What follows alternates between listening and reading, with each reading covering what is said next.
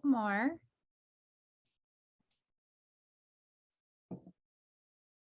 Ashley, I can admit too, as you're getting Okay. started.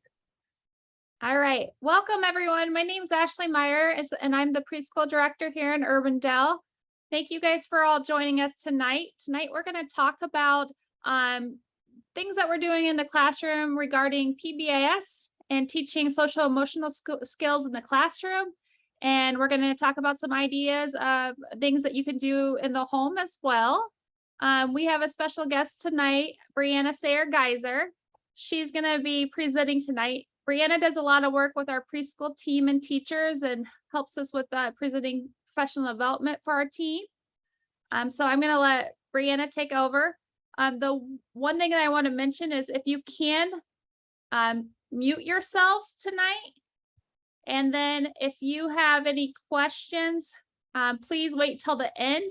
And if we have time, we'll get to some questions. Otherwise, you're more than welcome to email myself, or if you have specific questions about your child, reach out directly to your teacher. So thanks for coming, everyone.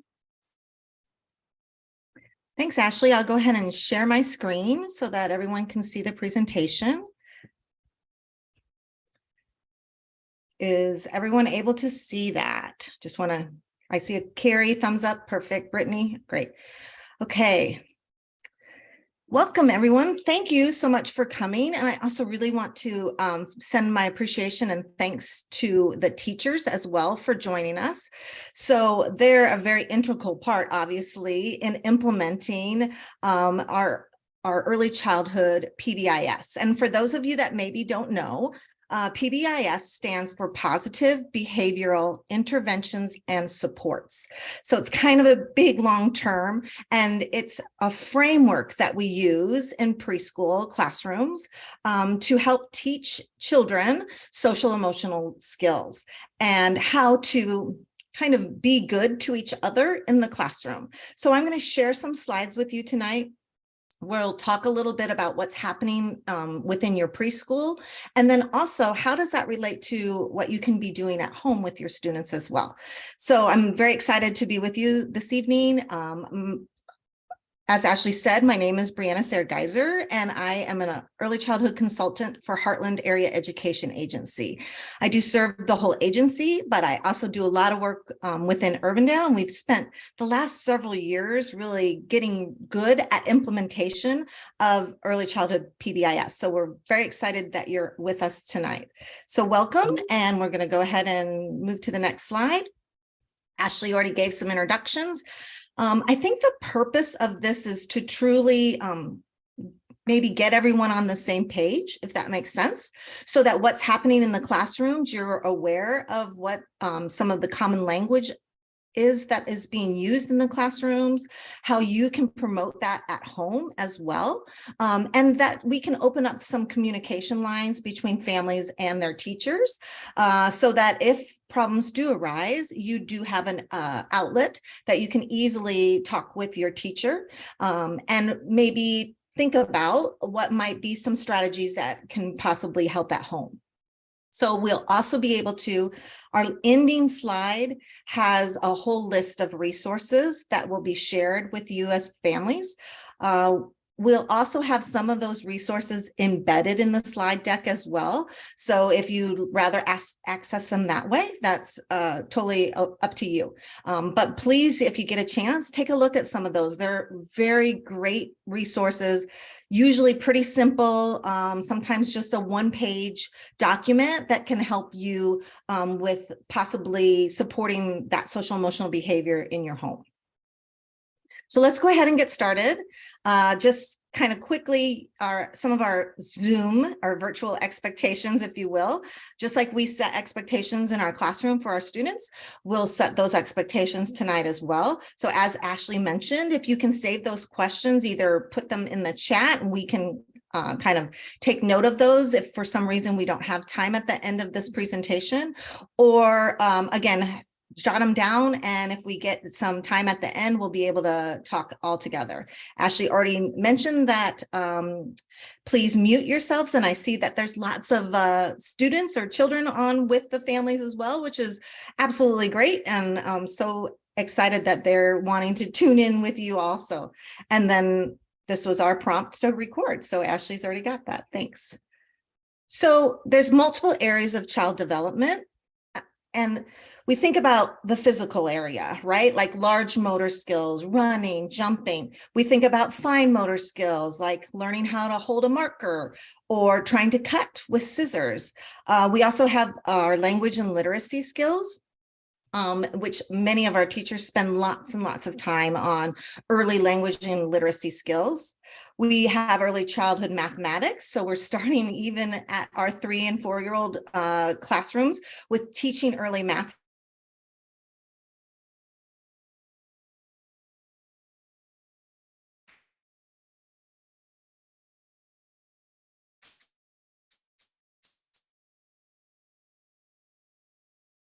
Skills. And we have that comes into play with what we call the pyramid model, or what you've also heard us refer to as EC-PBIS.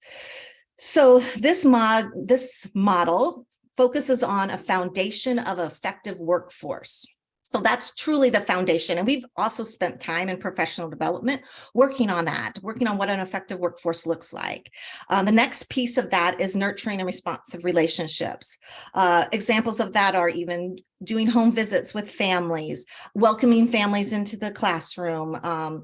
It could be communicating back and forth with families via email or phone calls. So those are ways that we're building relationships with families. And then obviously in the classroom with our children as well, happens all day long. Highly supportive environments. This talks about the actual classroom itself and how can we set up the classroom for success. And then we talk about targeted social emotional supports, and I'll give you some examples of those tonight.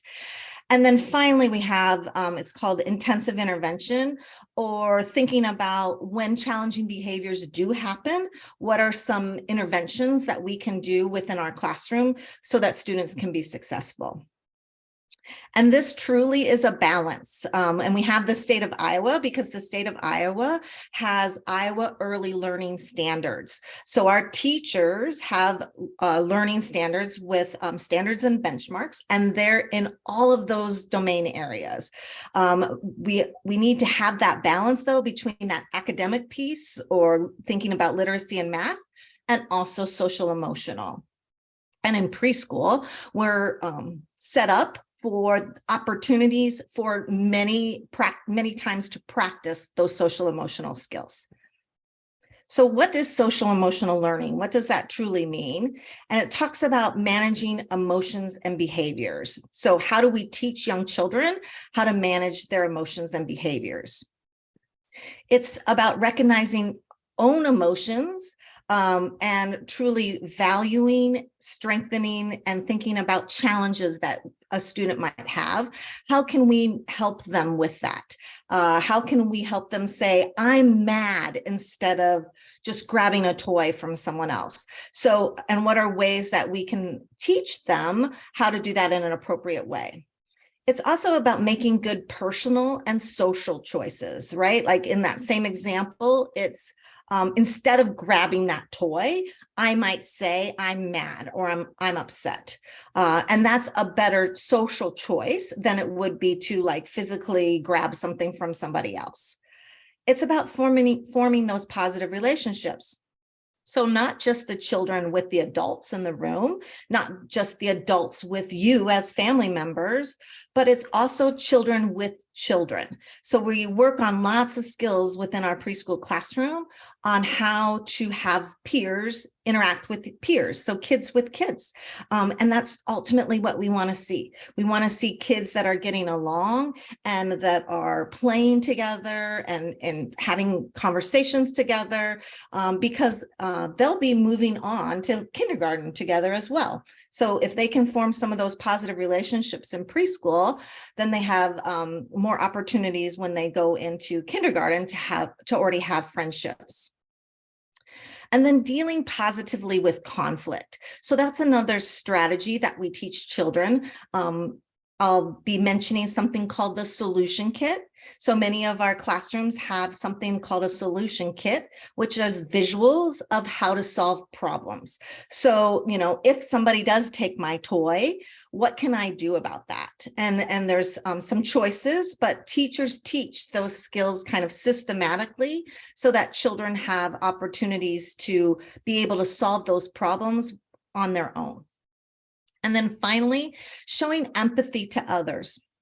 And this is kind of a tricky skill because truly research says that empathy does not become developmentally intact until you're about 7 or 8 years old. But we do see young children really start to show some empathy for others.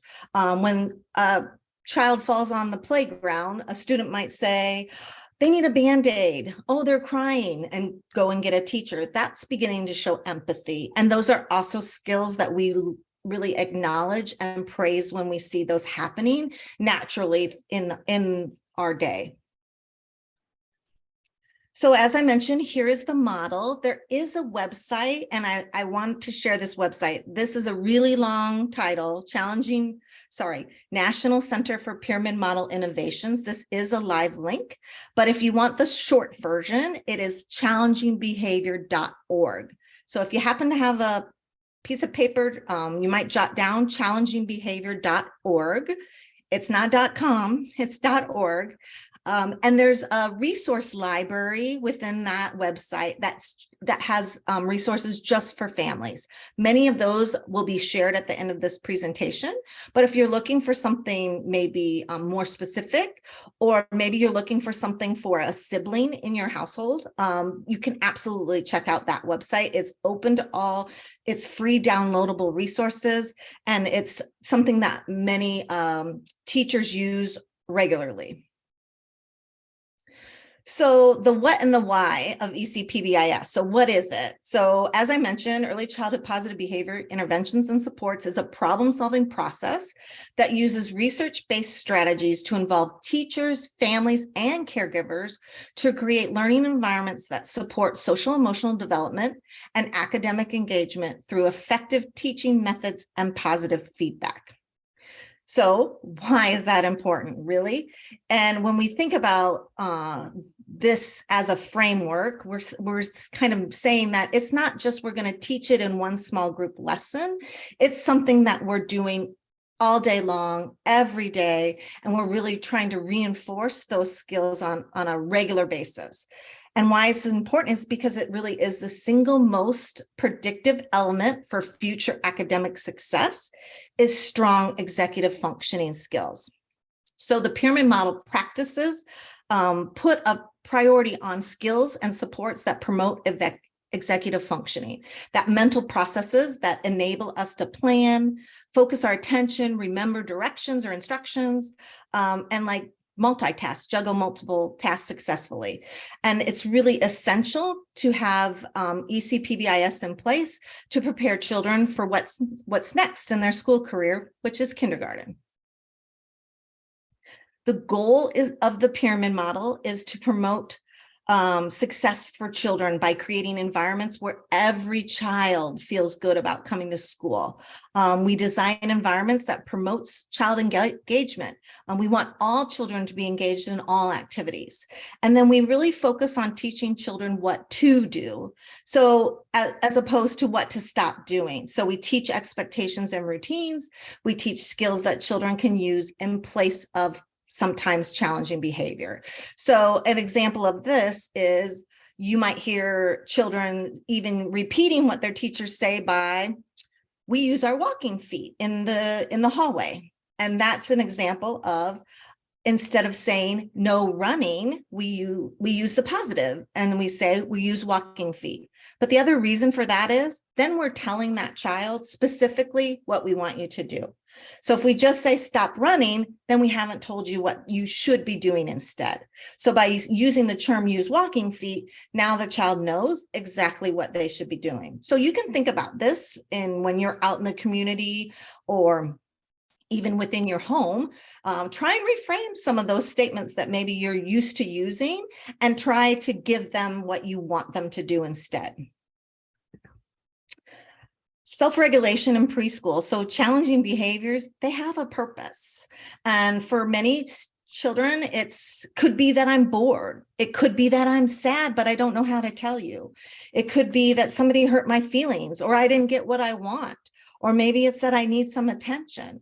So children often use challenging behaviors when they don't have the social skills or communication skills that they need to engage in more appropriate interactions. So if I'm not able to tell you I'm sad, then I might act out, or I might grab something instead because I really want it, but I don't know how to say I want that. So that's why we're teaching these skills and really working on these skills within the preschool classroom.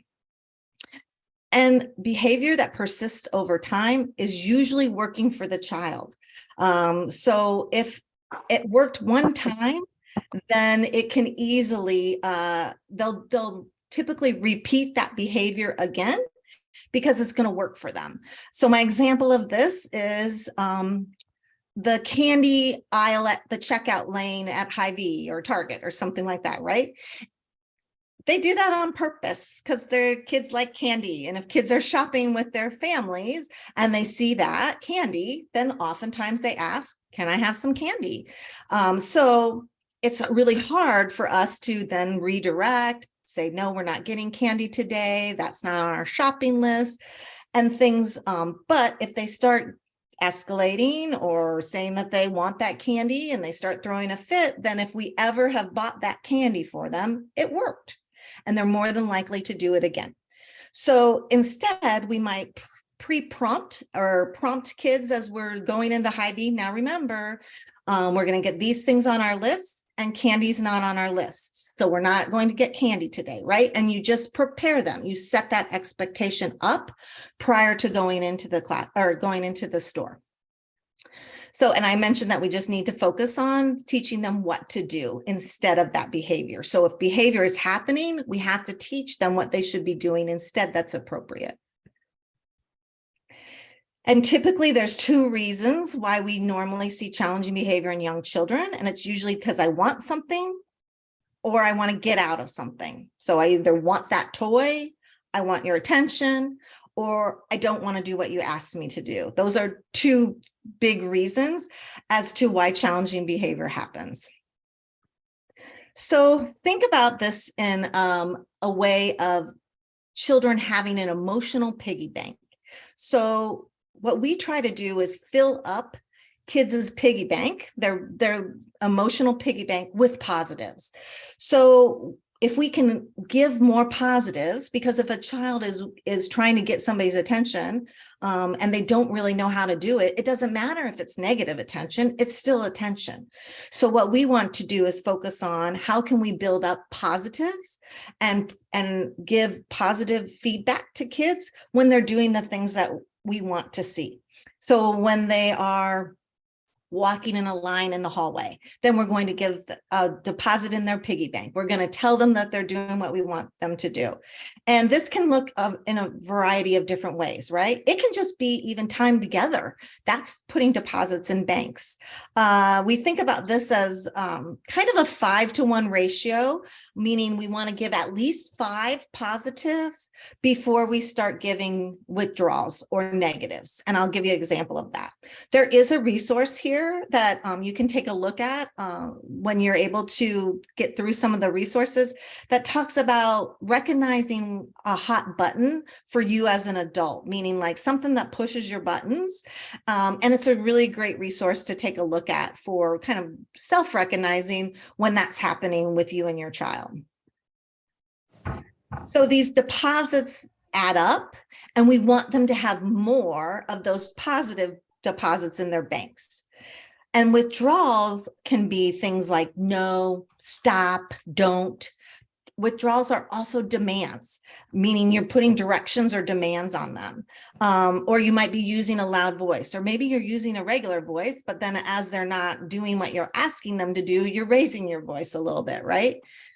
Sometimes even a withdrawal can be a question if a child isn't able to give you the answer to that question. So if they're having a hard time with understanding what the question is, or even maybe they have some expressive language delays, it's going to be hard for them to answer that question. So we definitely want that bank full, and we want to give more deposits or positives than we do with withdrawals. And something to think about is your morning routine or before kids go off to school. And again, as a parent, outside to get something. As a parent, I've been guilty of this myself, right? Where I might say, good morning. Oh, it's time for school. You're going to have such a great day, right? So I've given a couple deposits there, but then right away I'm like, okay, time to get dressed. All right, you got to get breakfast. Okay, you got to hurry. We're running late, right? And so these all then become withdrawals and demands. So if we can avoid some of those, not to say that's not going to happen, right? It does, but instead maybe set it up and say, okay, here's what we need to get done this morning, and give them like a list. First, we're going to do this, then we're going to do this, then we're going to do this. And then you can, praise them as they're getting that done, so you can get out the door in a timely manner in the morning. That's just an example. Another example, and some of your children may have been coming home talking about this.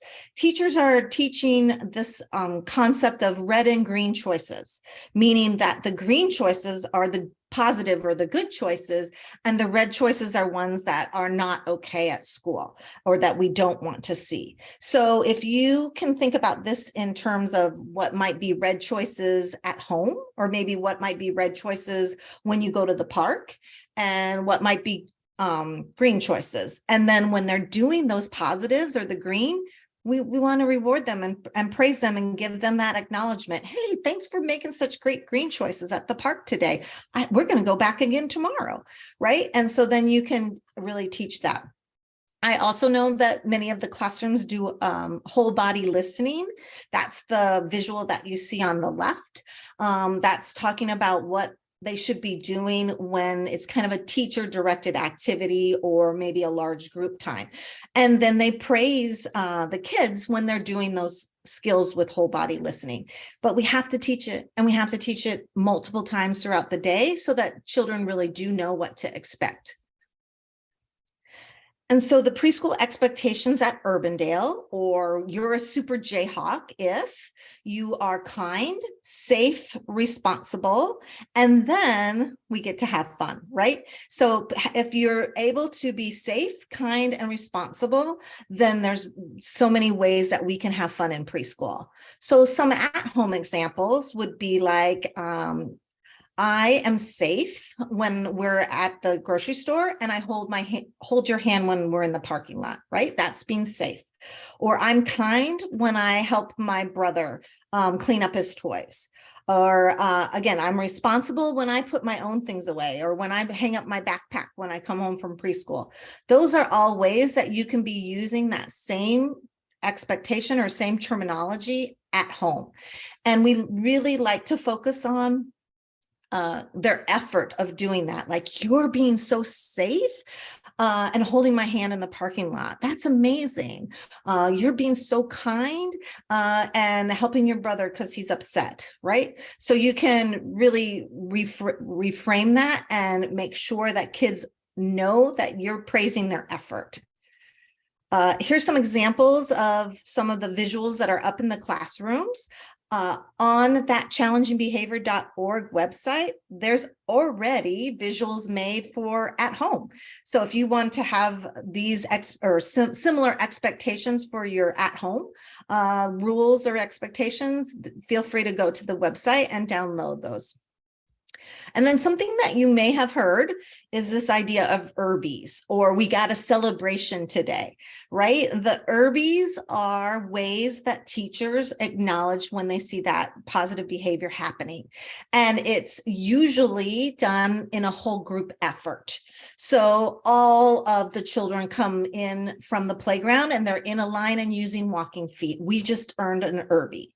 So the Urbies help us to earn then some sort of fun celebration. And the celebration is just a quick something that you can do within the context of the day. So it's not some sort of big party.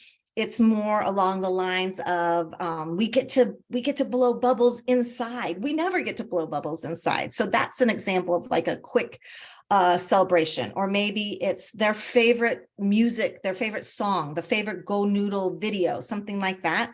That's an example of a quick celebration. So each classroom kind of figures out how many Urbies are they going to earn every day, and then what the celebration would be. And oftentimes they have the kids kind of help with determining what that looks like. So celebrations, if you've heard about that, or if you've heard about the Urbies, that's what that is. You can even do some of that at home as well, where kids can earn Urbies at home for, doing some of the things that you would like to see them do, like cleaning up their room or hanging up their backpack and things like that. So here's another great resource, and it's called Help Us Have a Good Day, and it's positive strategies for families. I'm going to go ahead and click on this so you can see the actual handout, and it is in our resources, but it's some very, very simple, hopefully, there we go. It's some very simple strategies that you can do to help your children have a good day. So for instance, give me choices. And what we mean by this is choices that you can live with, right? So it's not, do you want waffles or do you want eggs? Because maybe we ran out of eggs. It's instead we're having waffles, but do you want them on an orange plate or a green plate, right? That's a choice you can live with. And then that gives some ownership or some voice of choice, if you will, for that child. Then they get to pick, oh, I want the green bowl. Remind kids of the rules. So like I said, with going into Hy-Vee or going into Target, kind of the rules of what this is going to look like. What is the expectations, right? Or the rules on the playground so that you can keep kids safe, and set that up before you go to do that activity. Help me know when something's going to change. Giving that transition warning, instead of, time for bed, and they have to just go right away to bed. What might be a transition that you can do right before then, to make sure that they know that I have some time to transition to that next activity. And then what I mentioned about like the deposits, that's this idea of catch me being good. And then we talk about telling them exactly what we want them to do. First get in the bathtub, then we'll add the bubbles. And then there's some visual cues as well that you can show them what that looks like. There's in the resources, there is already made visuals that you can download and use at home if you feel like that would be useful for your child. Okay, let's just go through a few more slides, and then if there's a little bit of time, we can take a few questions. So establishing those consistent routines at home. So thinking about what are your morning routines and trying to keep them kind of consistent. Like this is what's going to happen every morning before we go to school or at bedtime. And what I mean by give a specific warning. So for many of our young children, if we say like 5 more minutes, that doesn't always mean anything to them. That concept of time is a little bit hard for young learners to grasp. So instead it might be as soon as your show is over, it's time for bed. Or you have time to watch one last YouTube or whatever, or you can play one last game, and when the timer goes off, it's time to be all done. To make sure that they really know what that specific transition is going to look like. So, and then maybe having the same things, you're always going to put pajamas on, then you brush your teeth, then you brush teeth, then you read a story, then it's time for lights out, and it's time to say goodnight, right? And then you can do the same with multiple different routines. If you play games with your family at home, you can establish that routine as well. When they're playing with their toys, establish some sort of routine for cleanup. But that's just really helpful to keep that consistent. Giving guidance for those transitions, like I mentioned, give that warning. Now, this does give that example of the 5 minutes, but if you do set like a timer or there's something that's visual for them to see, then it is really helpful. And there's even some like YouTube videos that's like a 5-minute timer that counts it down. And I know even some of the classrooms use that for the end of center time or for cleanup. So that might be something else that you can consider, but give that warning. Use some sort of transition strategy, and that might be something like first do this, then do that. Or it might even be kind of playing some sort of game like, ooh, I wonder if you can walk backwards to get to the car today. So there's lots of ways that you can help make those transitions successful. And then finally, teaching those steps, right? Like I mentioned, first you're going to do this, then we'll do that. Or we've got 3 things we need to do. We're going to brush our teeth, we're going to get our pajamas on, and then we're going to read a story, right? And keep those consistent. That helps with those transitions as well. Positive relationships with adults. So even families at home, obviously, we can listen to what children say, actively listen. We can join in play with our child. We can ask questions when they're appropriate and when kids can understand those questions. Even just commenting on what they're doing, even if kids are playing with toys or things, it might even just be commenting, because then you're there and you're building that relationship. Using those positive, calm voice when you're talking to your child, especially if for some reason behavior is escalated. We want to share our calm if we can, and then having those extended conversations, adding to their vocabulary, just really extending conversations. Where I like to share with parents is sometimes the best time to do this is when you have a captive audience, meaning when they're in their car seat in the car, right? This is a great time to interact and talk with your child. It's even if it's just a short trip, right? Like a 5-minute ride to school or wherever, that's just a really good time to kind of set up some routines and things that like, nope, we're not going to have an iPad, or we're not going to watch a movie in the car. We're going to talk, or maybe put on some kids' music instead and sing together. But those are different ways that you can continue to build those relationships with your child. And telling your child what to do, rather what not to do. So I mentioned this already. And so here's a few examples. Even this one, like, don't take his blocks from him, like with a sibling or something. You can use terms like, if you want those blocks, you can ask him for them, right? So really giving them exactly what you want them to do. The same with like not using too much soap, or just use 1 squirt of soap. That's very specific, and that will help kids understand what the expectation is. You can establish those house rules. Like some examples might be, what are our family rules? You can have the kids in your family help develop those. So you can do something very similar to even what they're doing in preschool, but these are just a couple examples. And as you can see, there's also a live link on this slide as well to rules tip sheet, like how you can make these rules at home. Modeling friendship skills, because really this is what they're working on all day long in preschool, is how to be good friends to each other, how to be good kids to each other. And so ways you can do this is even just speaking positively about your friends, right? And really like showing genuine care for them. And avoid negative comments in front of your children. So we want them to see that, even as adults, we have friends and we talk positively about them. Talk with children about the kinds of things you do with your friends, right? Or do for them. For instance, like you might say, I'm going to go help my neighbor, my friends, so-and-so, because they just had surgery and they need help bringing in their trash bins, right? Those are things that you can give and just talk about that with the children so that they see that, and you're modeling those positive skills.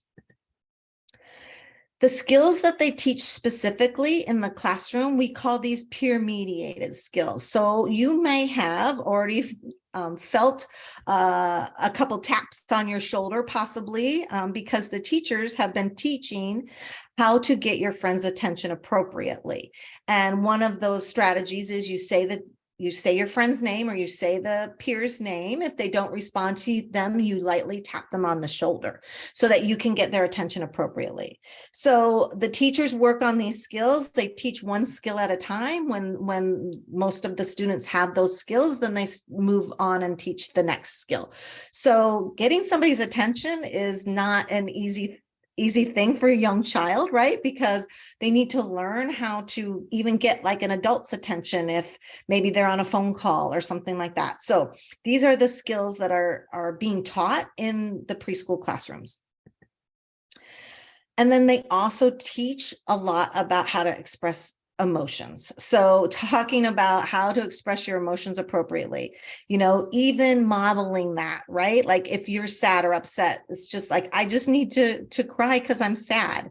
Making sure that you're sharing with your children, your own emotions. I'm so excited that we're going to be moving into a new house, or I'm so excited grandma's coming this weekend, or whatever the case may be, but talk about your emotions and use those labels so that kids are hearing those words. I'm so angry, or I'm so mad. But we want kids to start using those emotional literacy, because those emotional words, instead of possibly challenging behavior. And then, as I mentioned earlier, the solution kit. So we want children to try to solve problems. And there is this link here is a solution kit for at home. So there's even some visuals and some examples of how you can teach problem solving in the context of your own home. But we really do want to try and avoid punishing or ignoring behavior, and instead help children understand what that appropriate behavior would look like or would be. So this is a really good way to help teach your child how to problem solve, because we do want kids to solve those problems on their own and not always have to rely on an adult to get help if they need it. And then also that teaching self-regulation skill. So this one's big, and I know a lot of our teachers are working really hard with teaching the children how to calm down when they're upset, or if they need to have a safe space in the classroom to calm down, then this is a way for them to have that space. There's a couple resources here about teaching calm down at home, or what does that look like. There's a couple visuals as well. Whatever the skill is that you're using is completely fine. We just want to be using some sort of skill. Like for instance, the smell and blow is something where it's just smell the flowers, blow the pinwheel.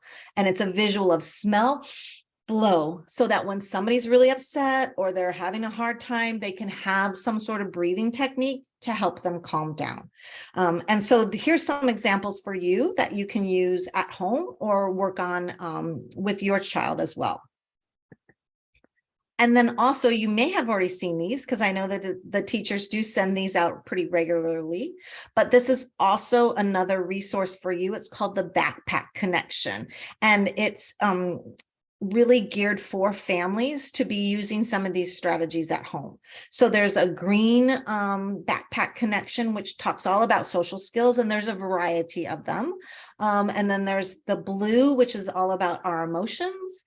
And then there's also the orange, which talks about routines and schedules and expectations. So if you're looking for something specific, one, you can either ask one of your classroom teachers and they'd be happy to help you with that. Or as I mentioned, you can just go to challengingbehavior.org and search in their resource library for that specific skill. So, as I had mentioned, this is our final slide. This is the resource slide. These are all linked into a Google folder, or you can download them as well. They are all in color visuals that you can use for your family at home, and you can download as many as you need. Or again, if there's something that you're not seeing, please feel free and reach out to any of your classroom teachers, and they'd be happy to forward something on to you. So I think with that, we have our last. I appreciate everyone's time and attention, and I can stop share, and I'm not sure the timing, Ashley, so I'll let you decide if we have any time for any questions. All right, we've kind of ran over time, but real quick, I had some questions that were sent privately. One of them was regarding what was the, it's challengingbehavior.org or www.challengingbehavior.org. And then also, in this chat here, I copied and pasted the link to the slideshow presentation for all of you to see. This can also be found in the invite that was sent out for this meeting at the bottom of the invite. Another thing is I will next week, it won't be until probably mid next week, we'll post the video of this evening on the district YouTube page. And I'll also send that link out to everyone next week, and I'll send an additional document that will just have these the different links in there, so you can go get these resources right away. So is there any other quick questions that anyone has for us tonight?